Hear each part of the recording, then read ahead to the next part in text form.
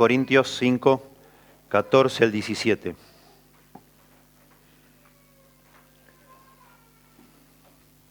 Algo ya hemos visto de este pasaje, pero agregamos versículos y vemos otro aspecto. Dice así: porque el amor de Cristo nos constriñe, pensando esto, que si uno murió por todos, luego todos murieron, y por todos murió, para que los que viven ya no vivan para sí, sino para aquel que murió y resucitó por ellos. De manera que nosotros de aquí en adelante a nadie conocemos según la carne, y aun si a Cristo conocimos según la carne, ya no lo conocemos así. De modo que si alguno está en Cristo, nueva criatura es. Las cosas viejas pasaron, he aquí todas son hechas nuevas. Por la gracia de Dios llegué a conocer a Cristo a los 17 años. Por la gracia de Dios, el 1 de julio del año 1984 me rendí a Cristo. Pero estuve 5 meses luchando antes de rendirme a Cristo. Yo era ateo, como mi papá y mi abuelo y mis tíos. Y el año anterior a mi conversión compré una Biblia y había empezado a leerla. Leí los Evangelios, Hechos y Romanos, y Dios tocó mi corazón, muy fuerte tocó. Empecé a creer en Dios, empecé a orar a Dios a mi manera. Nunca pedía nada para mí, no pensaba que estaba mal pedir algo, me sentía como egocéntrico, egoísta, pero oraba a Dios. Pero no me había convertido todavía en cristiano, pero empecé a pensar, por el impacto que me causó leer las Escrituras, que ya no era como yo creía antes, que era un invento, que era todo un engaño, para sacar dinero a la gente, para manipular a las personas débiles. Todo lo contrario, leer los evangelios, pensar en la persona histórica de Jesús, me tocó mucho el corazón, muchísimo. Me quebrantó, me sentí un necio, pedí perdón a Dios, que yo decía que no existía. Empecé a creer en Dios, claramente, pero todavía no me había convertido. No. Seguía haciendo mi vida de no creyente, aunque no era demasiado malvada, digamos, me la pasaba haciendo deporte. Pero seguí igual, con mi mente no transformada, por supuesto. Me sentí un pecador, me di cuenta que era un pecador, la Biblia me mostraba que era un pecador y yo lo admitía, pero todavía no entendía el punto, no llegué a entender, hasta el 1 de julio del 84, no llegué a entender. Entendía que yo era un pecador y entendía que Cristo había muerto por los pecados del mundo, pero no conecté que Cristo había muerto por mí. Y eso lo entendí el 1 de julio. Pero aún así, sí me di cuenta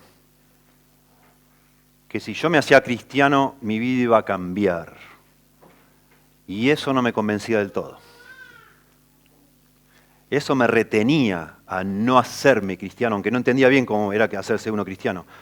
Pero yo digo, pero no, sí necesito a Cristo, sí me gusta esto, pero eso de hacerme cristiano y andar como un cristiano y vivir como un cristiano, no conocía demasiados, pero digo, yo no quiero ser así. Yo no quiero dejar mi vida, yo no quiero dejar mi pecado. Me gustaría seguir a Cristo, pero no dejando nada, no quiero cambiar. Y me acuerdo que tenía una amiga en esa época, que no era cristiana, pero ella iba a una iglesia evangélica, y me decía ella, no, tenés que venir a mi iglesia. Ella iba a la iglesia. Y ella me decía así, su manera de explicarme, me decía, mira, en nuestra iglesia no nos dejan hacer nada, me decía ella. Un amigo, tal persona hacía esto, ahora no lo puedo hacer más. No nos dejan ir a bailar, no nos dejan esto, no nos dejan lo otro. Y yo digo, bueno, yo no quiero ir a esa iglesia, ni loco. Al final, en esa iglesia conocí a Cristo, gracias a Dios. Pero claro, esta chica todavía no había entendido el cristianismo y nunca lo entendió, porque de verdad nunca más fue, nunca la vi. De hecho, yo fui a esa iglesia, pero nunca la vi a ella. Nunca más la vi. Pero yo no había entendido nunca que el cristianismo no es una conducta aprendida. Ser cristiano no es aprender a ser como Cristo. Ser cristiano no es tratar de imitar a Cristo, sino que ser cristiano es un cambio de corazón, es recibir un nuevo corazón, una nueva naturaleza, un nuevo nacimiento, como se dice. Y eso cambia todo, porque con ese nuevo corazón vienen nuevos deseos, nuevas maneras de pensar, nuevas maneras de ver la vida, nuevos anhelos. Bueno, al final el Evangelio me doblegó y el 1 de julio del 84 me rendí a Cristo y ya no tuve ganas de vivir como vivía antes. Nadie me obligó a hacer nada, nadie me dijo no hagas esto, no hagas lo otro. Yo ya no quería hacerlo, de hecho traté de hacerlo, pero ya no pude. Y estaba, por ejemplo, estaba en un lugar donde los jóvenes van a bailar ahí adentro, que sepa, ustedes saben, los que conocen saben. Y estaba yo ahí adentro y digo, ¿qué hago acá adentro? ¿Qué hago acá adentro? Pobre gente. Y empecé a mirar a la gente y parecía como una película así, que los ves todos como desdibujados, parecían todos agarrados de un vaso, porque si no parece que se caen o no saben qué hacer. No saben qué hacer con las manos, agarrado un cigarrillo, agarrado un vaso, y yo digo, ¿qué hago acá adentro? Esto no es para mí, esto es un asco. Pero antes me gustaba estar ahí adentro. Y eso es lo que explica este texto de una manera hermosa, que el cristianismo es recibir un nuevo corazón, es ser transformado completamente, de tal manera que ya no querés hacer lo que hacías antes. Nadie te pide que no lo hagas, nadie te dice que hagas o no hagas tal cosa. Vos no querés más. Vos no querés más. Un cristiano nacido de nuevo ya no desea lo que antes deseaba. Un cristiano nacido de nuevo ya no piensa como antes pensaba. Un cristiano nacido de nuevo ya no vive como antes vivía. Eso es lo que está diciendo acá el apóstol Pablo. Y es como que las personas que reciben esta carta, esto es una carta que le escribe a la iglesia de Corintos, era una ciudad llamada Corinto. Las personas que estaban ahí, era una ciudad como si fuera hoy, no sé, Miami, Las Vegas, una ciudad de mucho dinero, mucho dinero. Yo hace poquito estuve en Ciudad del Este, en Paraguay, y yo decía, sí, seguro que era Corinto. Un relajo, negocio por todos lados, porque ahí es un puerto franco, que le llaman, zona franca. Ahí nadie paga impuestos, se puede importar, exportar, lleno de tránsfugas, lleno de negocios, de lavado de dinero, de terroristas, de todo. Ustedes saben, Ciudad del Este. Así sería Corinto. Y la iglesia en Corinto era una iglesia muy especial porque eran personas, muchos de ellos convertidos, pero muchos no, que veían las cosas de manera muy mundana, muy superficial. Y llegaron al punto a criticar, muchos de los que estaban en esa iglesia, a sentir vergüenza del apóstol Pablo, a criticar al apóstol Pablo. No entendían por qué Pablo hacía lo que hacía, no lo podían comprender. Dice, este hombre parece que le falta algo está mal en la cabeza de este hombre. Siempre está sufriendo, siempre está a punto de morir, siempre negándose a sí mismo, siempre haciendo lo que hace. ¿Por qué se esfuerza tanto? ¿Por qué se sacrifica tanto? Y algunos llegaban a pensar, a dudar, bueno, seguramente algún motivo escondido debe tener. A lo mejor está buscando fama este hombre, no sé. No está bien interiormente, emocionalmente no es un hombre íntegro, sano. Necesita que lo quieran, necesita superar a todos los demás, ser el campeón de los esforzados, no sé. O a lo mejor está buscando dinero. Puede ser, algunos pensaron, porque él dice que está buscando una ofrenda para llevar a Jerusalén. A lo mejor está juntando dinero este hombre y hace que sirve a Dios, se rompe el alma fundando iglesias para que todas esas iglesias sean como sucursales que le van dando a él algún ingreso, no sé. Pero no puede ser que una persona normal haga tanto por nada. Algo tiene que esconder, algún motivo tiene que tener. ¿Por qué hace tantas cosas? Bueno, y Pablo está explicando en esta parte de la carta por qué hace lo que hace. ¿Por qué es lo que hay dentro de su corazón? ¿Cuáles son sus motivos para esforzarse tanto? Y está para nosotros muy bueno leer las motivaciones de Pablo porque nos obliga a pensar en nuestras motivaciones. ¿Por qué haces vos lo que haces? ¿Por qué venís a la iglesia cuando podrías estar en tu casa mirando, no sé, fútbol o haciendo otra cosa? ¿Por qué acabas de poner una ofrenda acá? ¿Quién te obligó a hacerlo? ¿No, ¿acaso no te gustaría quedarte con el dinero y usarlo para algo que te gusta? ¿Por qué lo pones? ¿Quién te obligó a hacerlo? ¿Por qué a veces te negás a vos mismo en un sentido para atender las necesidades de otro? ¿Por qué parás a alguien en la calle y le decís, un momento, te quiero decir algo de Cristo? ¿No te da vergüenza hacer eso? ¿No te da un poquito de miedo? ¿No te da un miedito? Decir, uy, a lo mejor se enoja. Y lo haces igual. ¿Por qué lo haces? ¿Por qué se acaban de bautizar estos 3 muchachos? ¿Por qué lo hicieron? Bueno, de alguna manera cuando nos ponemos a pensar en por qué Pablo hacía lo que hacía, él lo está explicando de tal manera que no tanto para defenderse, sino porque quiere que los corintios piensen también que en realidad ellos deberían hacer lo mismo que Pablo, porque lo que hace Pablo no es algo extraordinario, es lo que cualquier cristiano debería hacer. Negarse a sí mismo y ya no vivir para sí, sino vivir para otros. Pero no porque alguien te pone una pistola en la cabeza, sino porque algo pasó adentro tuyo. Ese nuevo corazón que has recibido te tiene que impulsar a hacer cosas nuevas. Y entonces vamos a tratar de considerar este texto en el tiempo que tenemos. Y vamos a ver entonces, en primer lugar, lo que acabamos de decir. Que un cristiano nacido de nuevo ya no desea lo que antes deseaba. Dice Pablo, porque el amor de Cristo, verso 14, nos constriñe, pensando esto, que si uno murió por todos, luego todos murieron, y por todos murió, para que los que viven ya no vivan para sí, sino para aquel que murió y resucitó por ellos. Pablo dice que el amor de Cristo lo impulsa, lo motiva a hacer cosas. Saber qué tanto amor demostró Cristo por Pablo hace que Pablo ya no pueda ser el mismo. Lo constriñe, dice nuestra versión en español, una palabra extraña, constriñe. La palabra en el original, la Biblia está escrita en griego, en el Nuevo Testamento, es urgir, forzar a una persona a que haga una acción. Restringir, es la palabra, la mejor traducción sería restringir, me aprieta. El amor de Cristo me aprieta, sería, literalmente. Pero la idea es apretar algo como para que salga en una dirección, me impulsa. La palabra significa producir un impulso para alguna actividad. Impeler es un sinónimo. Algunas traducciones dicen me oprime, me domina, me gobierna. El amor de Cristo me domina. Y se usa esa misma palabra en la Biblia para, por ejemplo, estar dominado por una enfermedad o por el temor, por el miedo.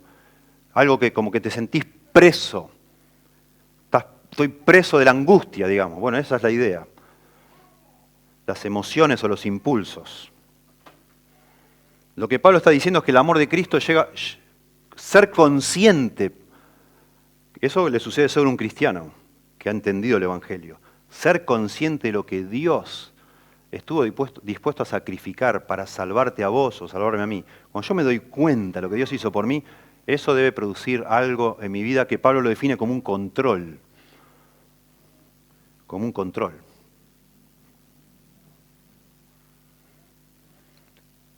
El griego da la idea de comprimir, me gusta esto, comprimir forzadamente las energías en un solo canal.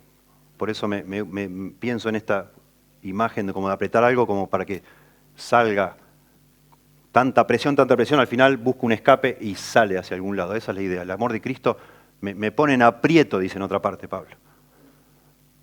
Ya no puedo vivir como antes. ¿Cómo voy a vivir dándole la espalda, ignorando todo lo que Dios hizo por mí? No puedo. Pero no que alguien me obliga. Yo, de mi corazón, algo sucede dentro mío que ya no puedo hacer lo mismo que hacía antes. No puedo. El amor de Cristo es como un poder irresistible. Tremendo. Fuertísimo. Controlador. Eso es lo que es.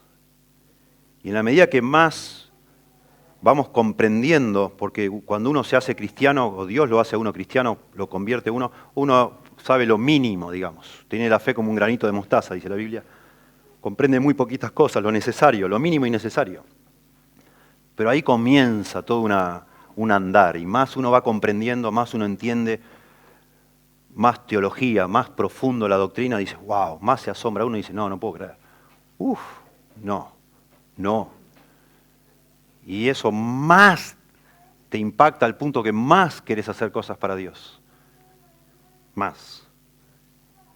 Claro que sí. De todo corazón. Tremendo.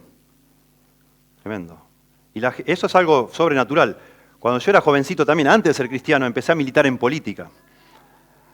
Porque era el fin de la dictadura militar en Argentina. Y había como un coso ahí, una cosa en los jóvenes, no sé, como algo, una novedad.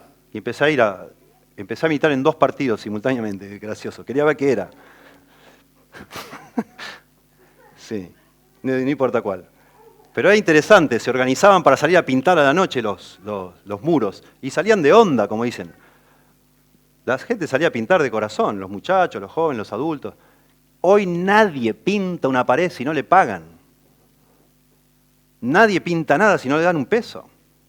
¿Quién va a ir a pintar una pared porque le gusta su partido? Nadie. No existe. O de pronto lo hacen como una inversión a futuro, a ver si el día de mañana, si ganan, me dan algún lugarcito. ¿Quién hace las cosas de corazón? ¿Quién? ¿A dónde? Muy pocas personas y muy pocas cosas. Cuando Cristo nos conquista el corazón de alguna manera, nos conmueve por lo que Él hizo, eso transforma de tal manera que uno quiere vivir para Cristo sin que te den un peso. Sin que te den un peso. Pagarían, un genuino cristiano pagaría por poder servir a Cristo. Y de hecho hay muchos que lo hacen. Claro que sí. De todo corazón. El mismo amor de Cristo que a Pablo lo había convertido, ahora lo estaba obligando a Pablo a vivir de una manera única, diferente. Dice en Gálatas 2:20, Pablo dice, con Cristo estoy juntamente crucificado, y ya no vivo yo, mas vive Cristo en mí. Y lo que ahora vivo en la carne, lo vivo en la fe del Hijo de Dios, el cual me amó y se entregó a sí mismo por mí.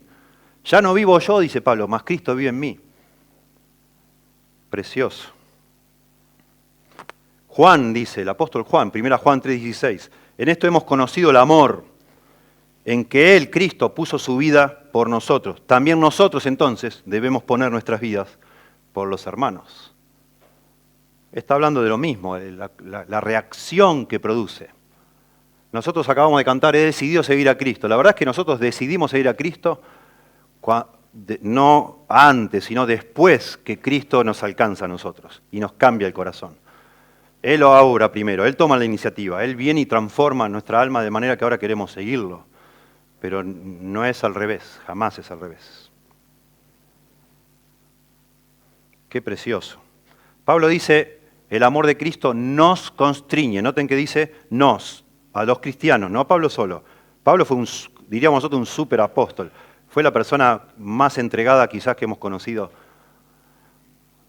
de los cristianos convertidos, ¿no?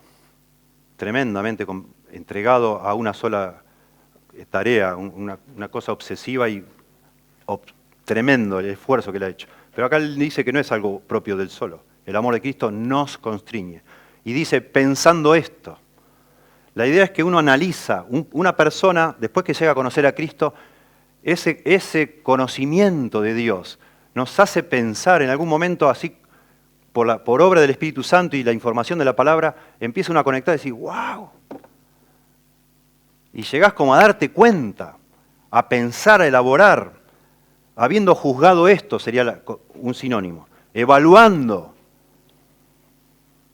Porque todos evaluamos de alguna manera, espero. Todos de alguna manera quisiéramos que nuestra vida tenga algún sentido vivirla. Y uno empieza a evaluar y dice, bueno, ¿qué puedo hacer yo para que mi vida, para hacer algo útil, algo valioso realmente, no estar paveando todo el resto de mi vida? Y empezás a evaluar qué cosas más valen la pena, y el que es un cristiano en algún momento dice, bueno, esto, yo quiero vivir para Dios, para Cristo. No hay nada más maravilloso que vivir para Cristo.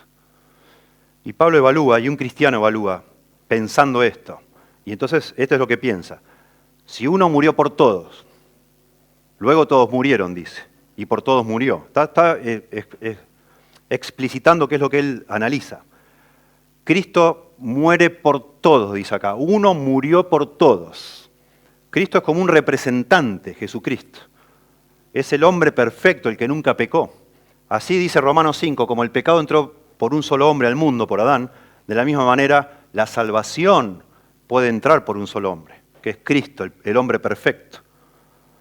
Por culpa de Adán, que cayó en pecado toda la humanidad a partir de Adán, porque él fue nuestro representante, el primer hombre. Todos nacemos ya alejados de Dios, apartados. Ahora viene Cristo, el Hijo del Hombre, dice en los Evangelios, y Él vive una vida perfecta, y Él, como un representante, muere en lugar de otros. Porque dice, si uno murió por todos, la palabra ahí por es huper en griego, huper, que significa en lugar de o en beneficio de.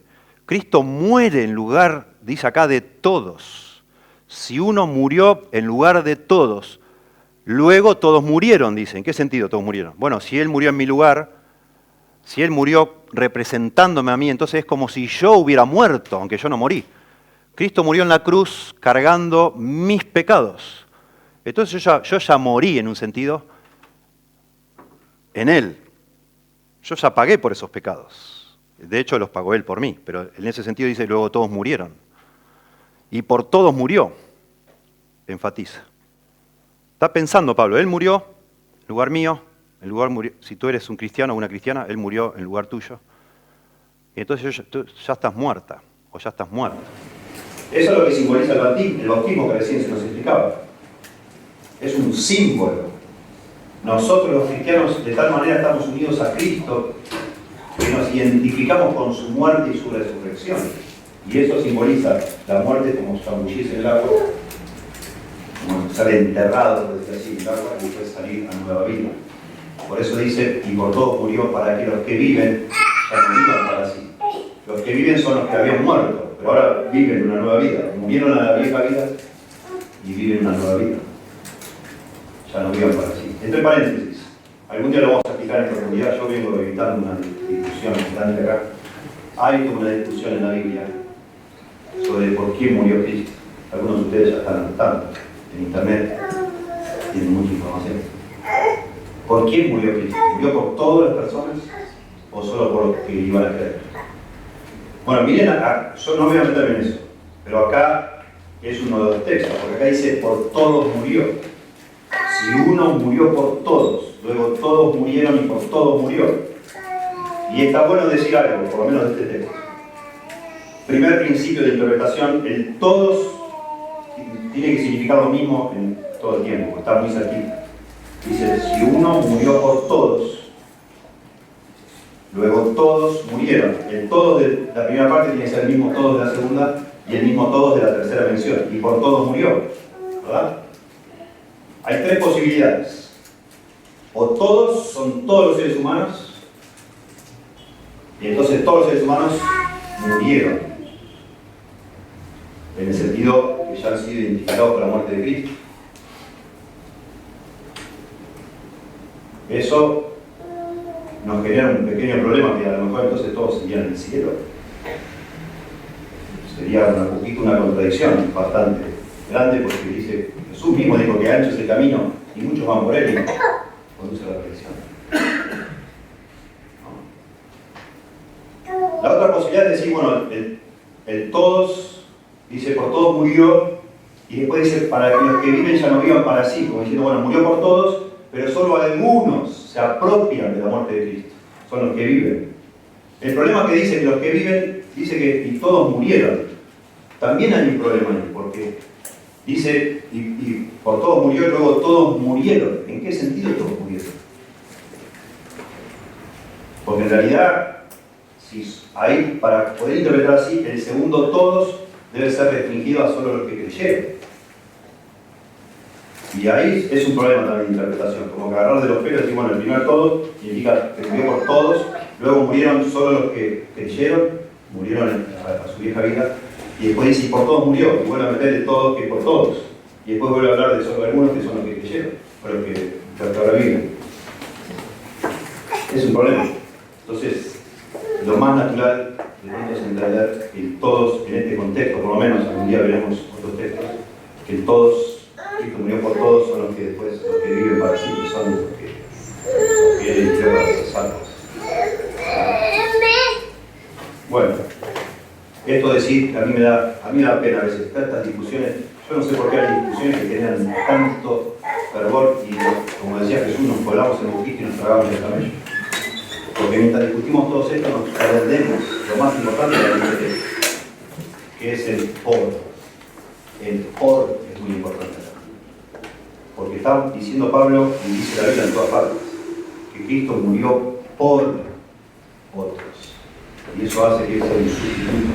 La salvación viene a una persona cuando la persona puede creer, por la gracia y misericordia de Dios, que Cristo murió por ella, o por él o por ella. Y ese por es muy importante. Entender el significado de la muerte de Cristo. Necesitas un Salvador, necesito yo un Salvador, y Cristo es el Salvador, porque Él murió por vos, y murió por mí. Y eso es muy importante, tremendamente importante, y eso, según la Biblia, es la demostración más grande que hay de amor. ¿Cómo que Dios se hace hombre y cómo que Dios muere por mí? Eso es un amor increíble, y eso es lo que lo conmueve a Pablo, lo aprieta, lo impulsa, porque no puede, parece mentira que Dios fuera capaz de morir por vos. Tremendo. Impresionante. Y dice que para que los que viven ya no vivan para sí, y repite, sino para aquel que murió y resucitó por ellos.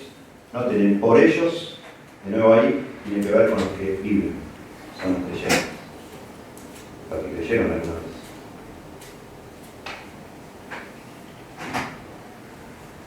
Impresionante. En Romanos, capítulo 14, versos 7 al 9, yo lo leo, dice algo similar. Dice, porque ninguno de nosotros vive para sí y ninguno muere para sí. Pues si vivimos, para el Señor vivimos, y si morimos, para el Señor morimos. Así puede ser que vivamos o que muramos, del Señor somos. Porque para esto murió y resucitó Cristo. Porque Cristo para esto murió y resucitó y volvió a vivir, para ser Señor así de los muertos como de los que viven. Y es lo que está diciendo acá, el para. Si uno murió por todos, luego todos murieron y por todos murió, para que los que viven, ya no vivan para sí, sino para aquel que murió y resucitó por ellos. Dando a entender que la razón por la cual Cristo murió por nosotros, la intención de morir por algunas personas de Cristo es que esas personas un día reciban el perdón, pero no solo eso, sino que después de recibir el perdón, esas personas quieran vivir para el que murió y resucitó por ellos. De alguna manera, y lo dice en otras partes de una manera súper clara, Cristo nos estaba comprando con su sacrificio, para que ya no seamos nuestros. Porque nosotros, dice la Biblia, éramos esclavos. Esclavos, cada ser humano es esclavo del pecado. Y un esclavo se puede vender y se puede comprar. Es una situación miserable, espantosa. Lo que hace, la persona que compra un esclavo lo compra para seguir esclavizándolo. Pero resulta que la Biblia dice que vino Cristo y pagó un precio que ni lo valemos. Ni lo valemos, pero lo pagó. Y nos compró con su sangre preciosa y nos deja libres. Nos deja libres, para que en esa libertad que tengamos, de manera racional, de manera obvia, digamos, no, pero ¿a dónde voy a ir yo? ¿Quién me va a tratar mejor que este hombre que murió por mí y resucitó por mí? Yo no quiero hacer lo que se me antoja. Yo no quiero. ¿Para qué? Yo quiero ser esclavo de este hombre, porque este hombre ha dado su vida por mí. ¿Qué me va a hacer de malo? Nada, al contrario, ya me ha dado todo lo que tiene. ¿A dónde voy a ir? Y eso es lo que un cristiano, otra vez, con ese nuevo corazón, con esa nueva vida, piensa. Es lo que estamos tratando de enfatizar acá y lo que Pablo ha enfatizado. Lo que hemos dicho, un cristiano nacido de nuevo ya no desea lo que antes deseaba. Ahora desea uno vivir ya no para mí mismo, ya no para mis deseos, para satisfacer mis placeres, porque ya me he dado cuenta que eso es, decimos nosotros, una engaña pichanga. Es un verso eso, que yo hago lo que quiero, a mí nadie me obliga a hacer nada, yo hago lo que deseo, pero no seas tonto, no seas tonta. ¿No te das cuenta que lo único que deseas es hacer cosas malas, que no te ayudan, que no son buenas? Estás esclavizado de tus deseos. Vos decís, te sentís libre, pero no sos libre, sos esclavo. Porque no podés desear cosas buenas. No podés desear hacer realmente lo que Dios quiere que hagas, la razón por la cual Dios te creó. No podés. Tus deseos están afectados por lo que vos sos. Y te sentís libre, pero no lo sos. Yo no lo era. Yo tenía miedo de ser cristiano. Tenía miedo que me obliguen a hacer algo. Pero yo no me daba cuenta, estaba siguiendo de alguna manera una corriente, dejándome dominar por algo que yo no me daba cuenta, pero sí estaba esclavizado, claro que sí. Y sí lo percibía ya de adolescente, cada uno de nosotros. Porque todos nosotros en algún momento hemos querido dejar de hacer algo que no nos gustaba hacer. Y no hemos podido. Y hemos dicho, no, esto no lo hago más, esto está mal. ¿Cómo voy a hacer esto? Y lo volviste a hacer. Y lo volviste a hacer, y lo volviste a hacer, y lo volviste a hacer. Y pensan varias clases de pecado, no hay uno solo que sea así. Porque es así, no es que uno dice, bueno, ahora no deseo más esto, voy a empezar a desear esto. ¿Y cómo haces?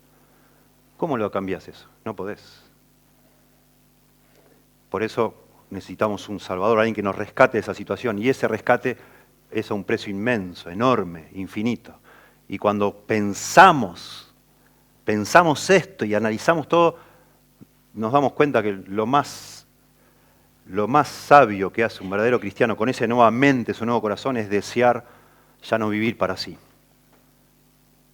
Ya no vivimos para nosotros, sino para aquel que murió y resucitó por nosotros. Y ese es el deseo de un genuino cristiano. Un cristiano nacido de nuevo entonces ya no desea lo que antes deseaba, ahora desea vivir para el que murió por él. Ese es el resultado deseado de la muerte de Cristo. ¿Para qué? Ya no para vivir para vos, para complacerte a vos mismo, sino para aquel que murió y resucitó por vos. En segundo lugar, un cristiano nacido de nuevo ya no piensa como antes pensaba. Y dice Pablo, verso 16, de manera que nosotros de aquí en adelante a nadie conocemos según la carne. Y aun si a Cristo conocimos según la carne, ya no lo conocemos así. Noten que dice de aquí en adelante. De aquí en adelante se está refiriendo desde el momento que recibiste ese nuevo corazón, esa nueva naturaleza. Fue como un boom ahí que te transformó y empezaste a pensar distinto. Ya no solo deseas cosas distintas, ya no querés vivir para vos mismo, sino querés vivir para aquel que murió y resucitó por vos. Sino que empezás a ver a las personas, a ver el mundo, a ver todas las cosas de una manera distinta, de aquí en adelante. Es una frase difícil de traducir, dice, a nadie conocemos según la carne. Algunas versiones lo tratan de explicar diciendo a nadie ya evaluamos o conocemos según los estándares del mundo. Esa es la idea. Ya no vemos las cosas como las ve el mundo. ¿Y cómo ve el mundo a las personas? Y bueno, depende. Este es un hombre importante, este es un ridículo, este es muy interesante, esta persona es aburrida, este es gordo, este es flaco, este es rico, este es pobre, este sabe un montón, este no sabe nada, es un ignorante, etcétera, etcétera. Todo superficial, todo externo. Cada vez más, a propósito, cada vez más. La gente linda, la gente famosa por lo general son todos lindos. Externo, todo externo. ¿Sí? Todo externo. Y cuando alguien se entera, vos aparecés medio mal vestido y te tratan de una manera, vas bien vestido, te tratan de otra. Vas mal vestido y se enteran que tenés dinero, ahí ya se cuadran y se acomodan y casi que te piden disculpas. Vos no sabía, discúlpeme, señor. No sabía quién era usted. Así piensa el mundo. Pero Pablo está diciendo, porque así eran los corintios, por eso habla de esto Pablo. Dice, de manera que ahora ya no, de acá en adelante ya no pensamos como antes. Ya no miramos a las personas como antes. Ya no nos interesa. Yo lo había explicado en 1 Corintios. Diciendo, ¿de qué se dan ustedes? Le dice Pablo. ¿Quién son? ¿Cuántos nobles hay entre ustedes? ¿Cuántos importantes? ¿No se dan cuenta que Dios escogió a lo vil y menospreciado del mundo? A lo necio de este mundo, a los pobres, escogió el Señor. A lo que no es, para deshacer lo que es. Y ellos se jactaban en la elocuencia, en las palabras importantes, en la apariencia. Pablo dice, ya no. Ya no porque hemos cambiado nuestro corazón. Ya miramos a las personas de otra manera. Nuestro punto de vista ya es distinto. Y Pablo da como ejemplo, y si a Cristo conocimos según la carne, ya no lo conocemos más así, dice. Y se está refiriendo a su propio pasado. Pablo pensó que Cristo era un impostor y se burló, y ojalá se hubiera burlado y nada más, pero se ensañó contra los cristianos, contra Cristo y el cristianismo, y empezó a perseguir a los creyentes de una manera fuertísima, matando personas, torturando, buscándolos de un lado al otro para tratar de erradicar el cristianismo de esta tierra. Porque él dijo, no puede ser, él vio a Cristo, no sabemos si lo conoció o no personalmente, seguramente escuchó, por lo menos escuchó de quién era Cristo. Él era un hombre religioso y muy importante. Y él dijo, este no es el Mesías, no puede ser el Mesías. Porque en su mente carnal el Mesías tenía que venir de otra manera, con más imponencia, más importante, más poder. Y vino como un nada Jesús. No tenía dónde recostar su cabeza, dice la Biblia. Andaba como sin nada, no tenía posesiones, no tenía nada. Nadie lo seguía, no demasiada gente. Unos pobres pescadores ignorantes andaban con él. Dice, este no es imposible. Miraban ahí en el templo, estaba rodeado de prostitutas, de publicanos. Dice, ¿qué es esto? ¿Cómo un líder religioso va a estar entre esa gentuza? No es. Bueno, Pablo se equivocó. Claramente se equivocó y se arrepintió de eso. Dios lo transformó y empezó a ver las cosas como son realmente. Espiritualmente Dios puso el mundo patas para arriba, digamos. Y los últimos serán los primeros, y ustedes saben todas estas paradojas que leemos en el Nuevo Testamento. Y eso afecta a los cristianos. Ya no solo vemos a Cristo, a alguien glorioso, maravilloso, aunque los demás no lo puedan ver así, sino que empezamos a ver a los demás de esa forma también. Pablo dice en Gálatas 5, versos 14 y 15, lejos esté de mí gloriarme, sino en la cruz de nuestro Señor Jesucristo. Porque en el mundo me es crucificado a mí y yo al mundo. Porque en Cristo Jesús ni la circuncisión vale nada, ni la incircuncisión, sino una nueva creación. En la mente de Pablo, un judío religioso, estaban los judíos y los perros gentiles. Bueno, ahora se da cuenta, eso no importa, esa categoría no existe más. Ya no existe más eso. Ahora lo que importa es la nueva creación, dice Pablo.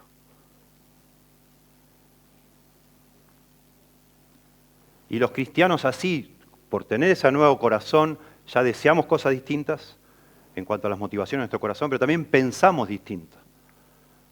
Y a un cristiano ya no le importa el pasado de los que estamos acá. ¿Qué me importa? ¿Qué nos interesa? Si vos sos un cristiano ahora o una cristiana ahora, sos mi hermano, sos mi hermana. Y yo te amo, aunque no te conozco demasiado, pero te amo. En Cristo te amo, pues tenemos el mismo Padre. Y quiero estar con vos. Podemos compartir cosas que de otra manera ni jamás nos juntaríamos en la vida. Miren lo que es una iglesia, es hermoso. Y ojalá Dios nos dé más gente diferente a nosotros. Porque eso da gloria al Señor. Porque ahora nos ha cambiado de tal manera la mente que sentimos placer de estar juntos, aunque somos tan distintos. Porque tenemos trasfondos distintos. ¿Verdad? Y eso lo hace Cristo nada más. Y eso está diciendo Pablo, y los corintios no podían pensar así de ninguna manera. Y cuando vemos un incrédulo, tampoco nos impresiona nada del currículum de esa persona, no nos interesa pensar que esa persona está perdida. Y en nuestra categoría, en nuestra mente, eso es lo que pensamos ahora. Ya no según la carne, sino según el espíritu. Miramos, una persona ha nacido espiritualmente, somos miembros de la misma familia. Y nos debemos amar. No ha nacido espiritualmente, está perdida y necesita el Evangelio.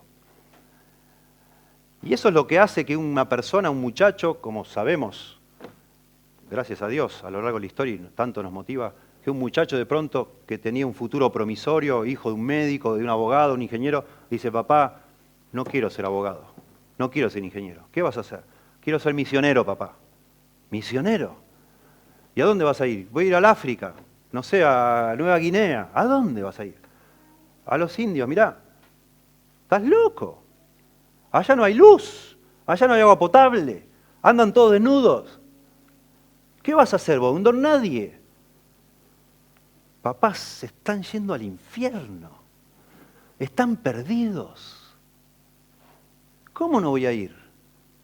Pero hijo, hay enfermedades, vas a vivir como un pobre toda la vida. Está bien, está bien.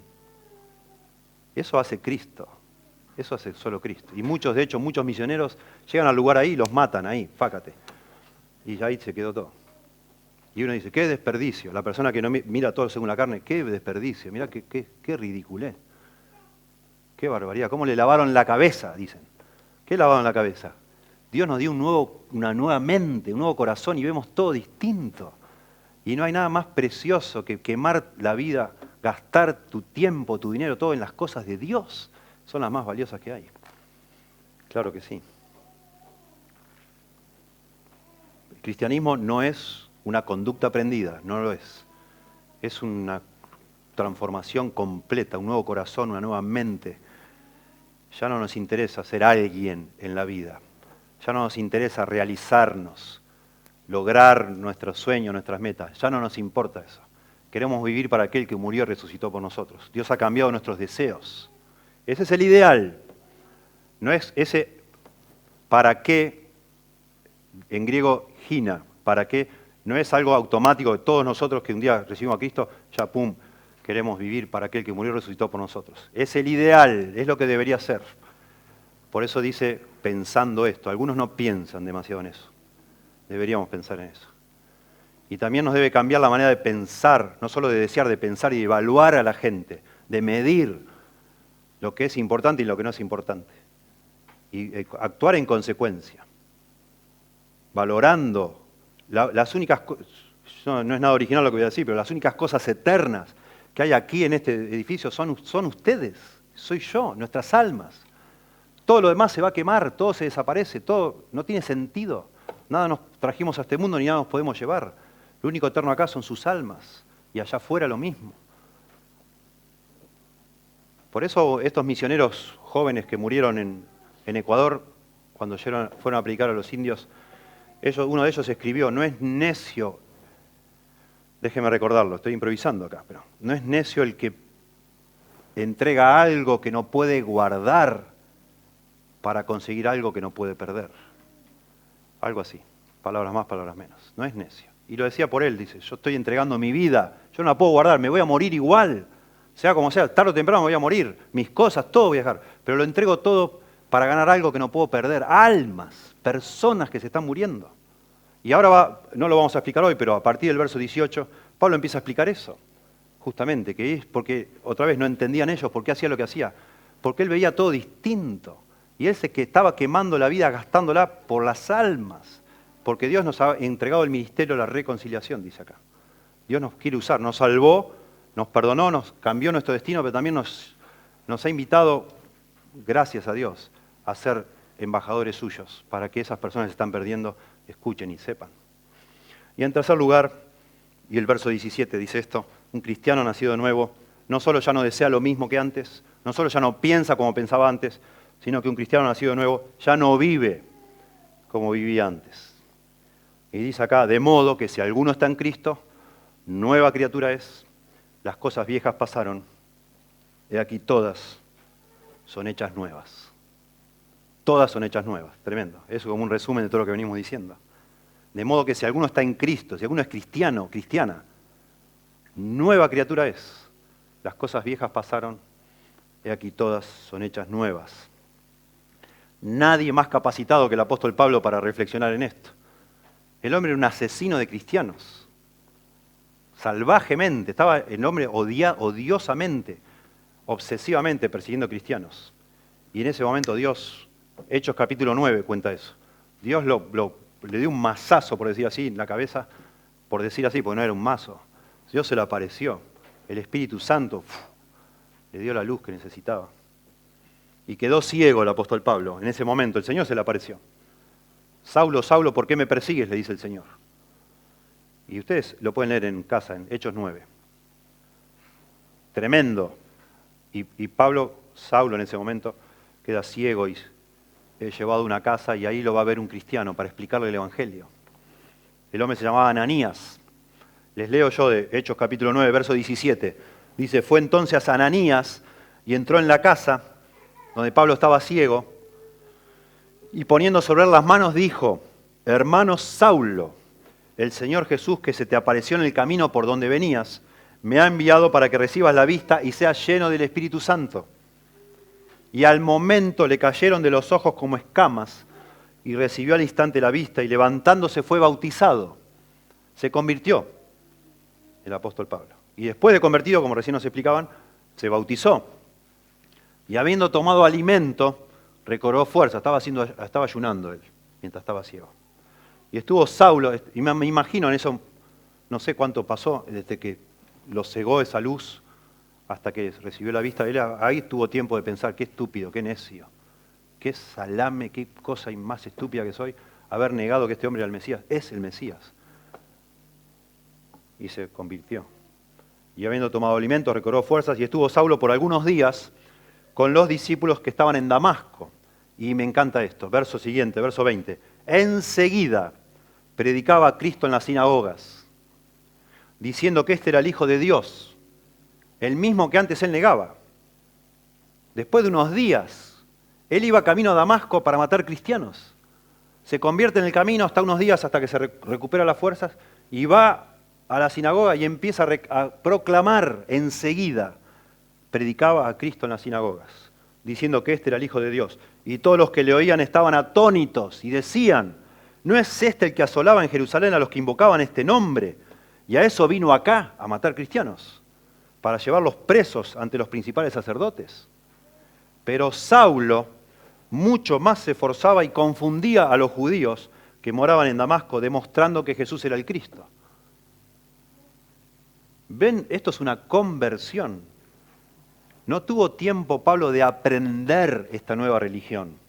Él era judío, iba camino a Damasco para llevar presos a los cristianos y en el camino se hace cristiano.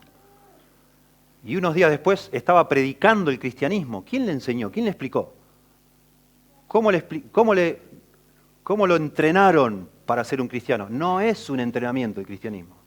No es un lavado de cabeza. No lo es, no lo es. Nunca lo va a ser. Es recibir de golpe así, ¡fu!, como un fogonazo de luz y decir, ¡wow! Ahora lo entiendo. Ya entiendo. Ya entiendo, ahora entiendo. Dios es santo. Dios dejó el cielo, murió en la cruz por mí porque soy un pecador y si muero en mis pecados estoy perdido para siempre. Y por amor Dios murió en la cruz. ¡Wow! Tremendo. Por eso dice, de modo que si alguno está en Cristo, nueva criatura es. Me encanta cómo está en el original, porque en el español se leía raro, entonces le agregan verbos ahí. En el original dice, por tanto, así dice, por tanto, si alguien en Cristo, nueva creación. Es como que en el medio pondríamos un dibujito, una bomba así. Por tanto, si alguien en Cristo, ¡boom!, nueva creación. Sácate. Ahí está, te convertiste. Impresionante. Hermoso, hermoso, hermoso. Eso es una conversión. Y la expresión en Cristo, que se repite por muchísimo en el Nuevo Testamento, resume de la forma más breve posible y más profunda lo que significa ser un cristiano. Estar en Cristo, eso es lo que es ser un cristiano. Eso es lo que significa ser redimido, rescatado, salvado, perdonado, transformado. Estar en Cristo, como si Cristo fuera un lugar donde uno se mete. Estamos en Cristo ahora. Y lo que habla eso es de identificación. Yo ahora estoy unido a Cristo. En otra parte dice, de modo que ahora somos hueso de sus huesos y carne de su carne. Eso es lo que es estar en Cristo. Habla de seguridad en Él, en Cristo, que ha llevado Él mismo el juicio de Dios sobre sí mismo, el juicio que yo debía llevar, lo llevó Él y yo estoy en Él. Habla de aceptación. Yo estoy en Cristo y Dios el Padre se complace. Este es mi Hijo amado en quien tengo complacencia. Y yo estoy en Él y recibo esa misma aceptación. Habla de certeza para el futuro, porque Cristo es la resurrección y la vida y yo estoy unido a Cristo. De manera que ya no puedo morir más. Habla de una herencia en la gloria con Él, con Cristo, porque Cristo tiene todas las cosas. Ha heredado, recibido el Padre todo lo que el Padre tiene, y yo ahora estoy en Él y heredo junto con Él. Habla de participación en la naturaleza divina, porque Él es la palabra eterna, y ahora yo estoy en Cristo, y vos también, si sos un cristiano o una cristiana. Habla de conocer la verdad y de ser libre en esa verdad, porque Cristo es la verdad. Y estamos en Él. Todo eso y mucho más, solo elegí algunos conceptos. Se puede expresar, solo decir, ahora estoy en Cristo. Eso es lo que es. La unión más íntima posible, eso es lo que representa. De modo que si alguno está en Cristo, nueva criatura es. Las cosas viejas pasaron. He aquí, todas son hechas nuevas. Me encanta, el original no dice nueva criatura, dice nueva creación es. Y eso también tiene mucho significado porque eso enseguida conecta con un montón de textos, aún de profecías, que hablaban de una cosa nueva que iba a suceder algún día. Y que ya empezó y somos parte nosotros. Somos parte. La palabra nuevo es kainos, en griego, que no tiene que ver con algo contrario a viejo. Lo contrario a viejo es neos. Kainos da a entender una naturaleza distinta de cualquier cosa antes conocida. No algo reciente, sino algo distinto, algo completamente nuevo, que no existía antes. Eso es lo que es. Nueva creación, eso es lo que somos. Y eso enseguida nos hace pensar en el nuevo pacto, cosa que se prometía en el Antiguo Testamento. No lo puedo desarrollar ahora, pero en Jeremías 31 habla del nuevo pacto. Jeremías 31, versos 31 en adelante, solo leo unos pedacitos. Verso 33 dice, porque este es el pacto que haré con la casa de Israel después de aquellos días, dice Jehová. Daré mi ley en su mente y la escribiré en su corazón. Una nueva obediencia, porque Dios nos pone de alguna manera la ley escrita en nuestros corazones. Y yo seré a ellos por Dios y ellos me serán por pueblo. Una nueva relación con Dios. Eso es el nuevo pacto. Verso 34, y no enseñará más ninguno a su prójimo, ni ninguno a su hermano, diciendo, conoce a Jehová, porque todos me conocerán, desde el más pequeño de ellos hasta el más grande, dice Jehová. Un nuevo conocimiento de Dios. Y sigue, porque perdonaré la maldad de ellos y no me acordaré más de su pecado. Un nuevo perdón. Dios ya no se acordará más de nuestros pecados. Eso es el nuevo pacto. Nueva creación somos. Y dice el verso siguiente, que vamos a explicar otro día, verso 18, y todo esto proviene de Dios. Dios lo hace. Yo no hago una pizca, nada hago. Dios me transforma, Dios viene, me invade. Y invade tu vida el día que te postrás ante Cristo pidiendo salvación. Confiando en el Señor. El Señor, todo eso proviene de Dios. Dios te transforma en un abrir y cerrar de ojos. Comienza una cosa nueva, un nuevo corazón. Bueno, necesito explicar algo, sobre todo para los que ya son cristianos. Y aún para los que todavía no lo son, para que no se genere una falsa expectativa. Acá dice, las cosas viejas pasaron y aquí todas son hechas nuevas. ¿A qué se refiere? Las cosas viejas pasaron, todas son hechas nuevas. Todas son hechas nuevas, todas. ¿En serio? ¿Y por qué yo lucho todavía con el pecado? ¿Será que no soy un cristiano? No. Entonces, ¿no estará exagerando este pasaje? Porque dice, las cosas viejas pasaron y aquí todas son hechas nuevas. Bueno, muy importante desarrollar este punto, aunque sea en 5 minutos. En la Biblia no es el único caso donde se habla de una promesa que se está cumpliendo, pero que en realidad empieza a cumplirse y se va a desarrollar hasta su consumación final completa, gloriosa. Pero se habla como si fuera ya completamente todo ya resuelto y hecho. Jesús dijo, el reino de los cielos está entre vosotros, pero estamos esperando el reino de los cielos todavía. No está todavía entre nosotros completamente. Nosotros somos nueva creación, pero aún así estamos esperando que eso se consume finalmente en la glorificación. Por fin recibamos un cuerpo nuevo. Estamos todavía con el cuerpo viejo, y este cuerpo viejo que vos y yo tenemos tiene todavía sus inclinaciones. Y luchamos, mucho luchamos todavía. Y nos confunde mucho eso, porque decimos, pero Señor, ¿cómo puede ser? Yo no quiero hacer esto. Yo no lo quería hacer. Pero sí, todos los que somos cristianos, si miramos para atrás, vemos una transformación tremenda en nuestra vida, que yo no la podría haber hecho jamás. Y sobre todo se ve, por eso hay que hablar siempre en el contexto, en los deseos y en los pensamientos que yo ahora tengo no son los mismos que tiene una persona que no conoce a Dios. Pero sí tengo luchas. Y en el contexto de lo que viene hablando Pablo, cuando dice todas las cosas son nuevas, las cosas viejas pasaron, aquí todas son hechas nuevas, es de lo que viene hablando. genuino cristiano ya no ve el mundo como lo veía antes, ya no evalúa a las personas como evaluaba antes, ya no desea las cosas que deseaba antes.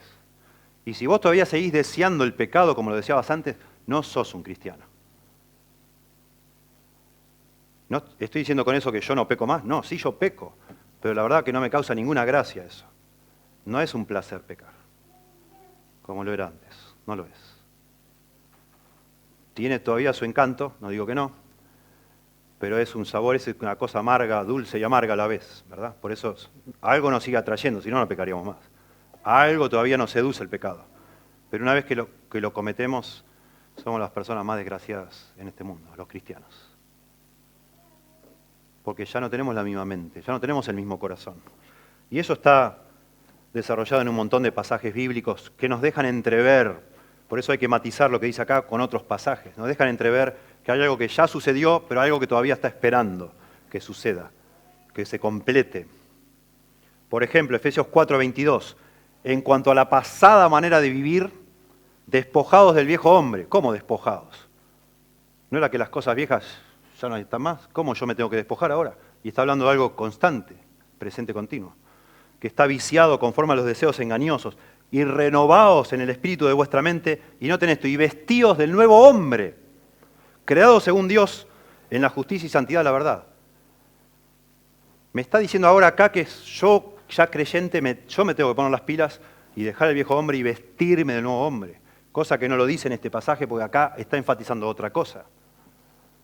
De hecho, este pasaje va a terminar diciéndole a los corintios que por favor se conviertan, algunos de ellos, porque no estaban viviendo como verdaderos creyentes. Reconciliados con Dios, les dice. Colosenses 3:9, escuchen, no mintáis los unos a los otros. No, eso no le puede decir a cristianos, los cristianos no mienten, sí mienten. No mintáis los unos a los otros, habiéndoos despojado del viejo hombre con sus hechos, le está hablando a cristianos.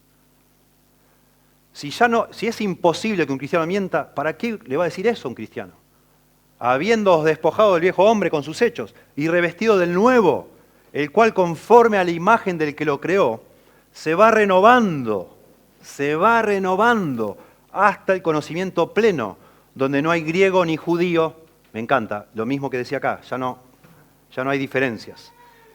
Circuncisión ni incircuncisión, bárbaro ni escita, siervo ni libre, sino que Cristo es el todo y en todos. Acá lo expresa la misma verdad, pero en algo progresivo, no algo que ya está completamente consumado. Las dos cosas son ciertas. Las dos cosas son ciertas. Ya el Señor me ha transformado y ahora mi vida cristiana y la tuya se trata en, de alguna manera, conseguir lo que ya Dios, o hacer real lo que ya Dios ha hecho por nosotros, de manera posicional se dice. Eso es lo que es. Bueno.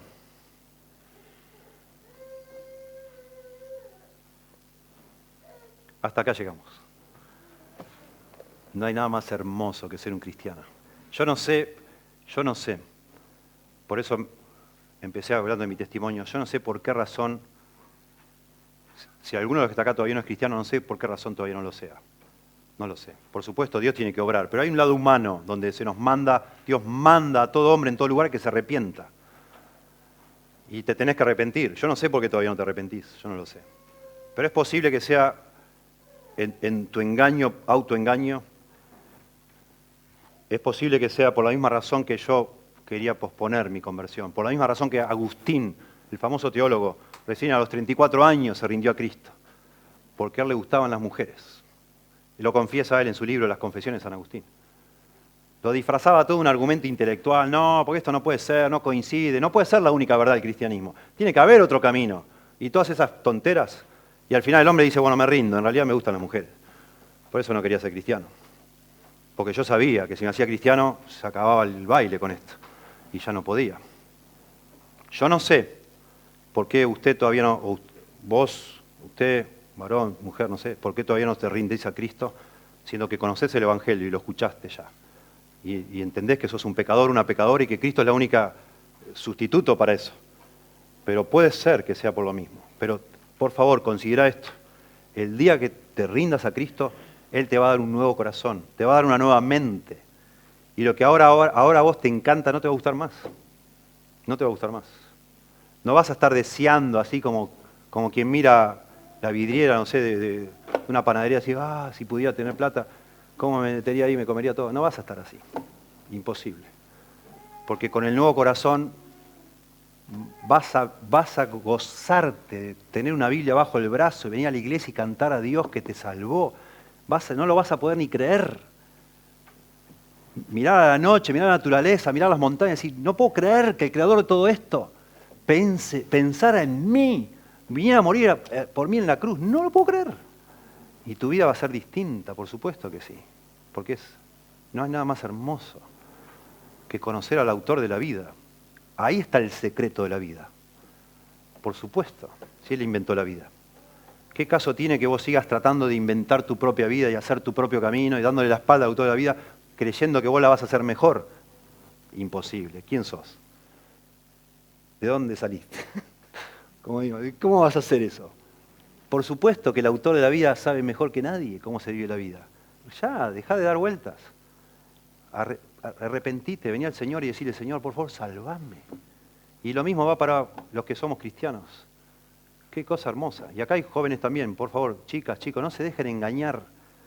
Lastimosamente, muchos jóvenes entran a una iglesia, como muchos de ustedes están acá, y lindo, iban a la escuelita dominical, escuchaban las historias, todo bárbaro, pero por alguna forma entran en la escuela o la universidad y empiezan a ver todas las cartón pintado, ¿no? Todos los espejitos de colores de este mundo, y se fascinan con todo eso, y ¡wow! ¡Qué bueno que está! Mirá, ¿viste?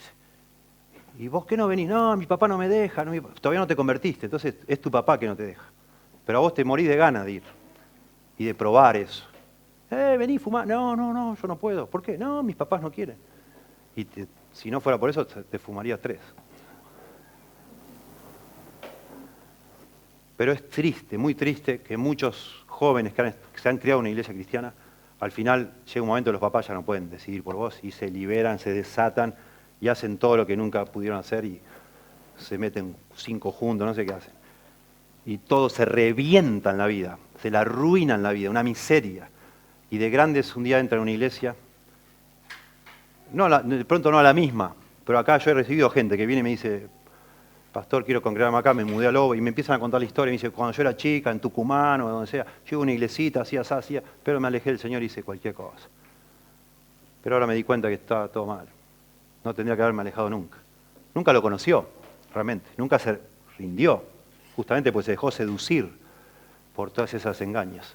Y ahora dice, me gustaría, bueno, muchas de esas personas, gracias a Dios, conocen al Señor, pero ya un montón de macanas nunca se arreglan, nunca se enderezan, ya las hiciste. Tantas cicatrices, tanto dolor, ¿para qué? Señor, damos gracias por tu palabra. Pedimos que la uses en nuestra vida, Dios, por favor. Que tu Espíritu Santo nos convenza que no hay nada más racional, no hay nada más lógico, más obvio que rendirnos a ti, Señor. Entregarnos nuestra vida a ti, que eres el autor de la vida, para que tú nos conduzcas, tú nos salves, tú nos guíes, tú nos des ese nuevo corazón que necesitamos, Señor. Por favor, que tu palabra persuada a los que están entre nosotros hoy, que aún no te conocen, algunos que nos visitan por el bautismo, otros que hace tiempo que están visitándonos, pero aún se resisten a entregar el corazón a Cristo. Por favor, Dios, doblégalos hoy con tu palabra, que vayan a casa y se entreguen a ti ahora mismo, si es posible, Señor. Se rindan a ti de todo corazón y te abracen y te pidan perdón y crean en ti, Señor. Tú dices, si el que a mí viene, yo no lo echo afuera. Y de pronto el mismo diablo le está sugiriendo que ya no hay caso, que no es sincero, que sería hipócrita buscarte ahora, pero no es así, Señor. Que por favor les convenzas que no importa lo que hayan hecho, no importa lo que hayan dicho o lo que piensen, que tú estás con los brazos abiertos, esperando que se arrepientan los que aún no se han arrepentido, Dios, y crean en ti, y tú estás para recibirles. Porque tu gracia es inagotable, jamás te van a cansar, nadie te puede cansar, nadie te va a agotar, Señor, jamás. Por favor, Señor, que tu Espíritu Santo salve hoy a personas. Y damos gracias de nuevo por los que se han bautizado y oro para que el mensaje sea también un estímulo para ellos, para vivir más para ti. Que tú sigas obrando en nosotros para que más deseemos vivir para ti y menos para nosotros, más pensemos según el Espíritu y no según la carne, más vivamos esa nueva vida en todas las áreas, Señor, de nuestra vida. Te lo rogamos en el nombre de Jesús. Amén.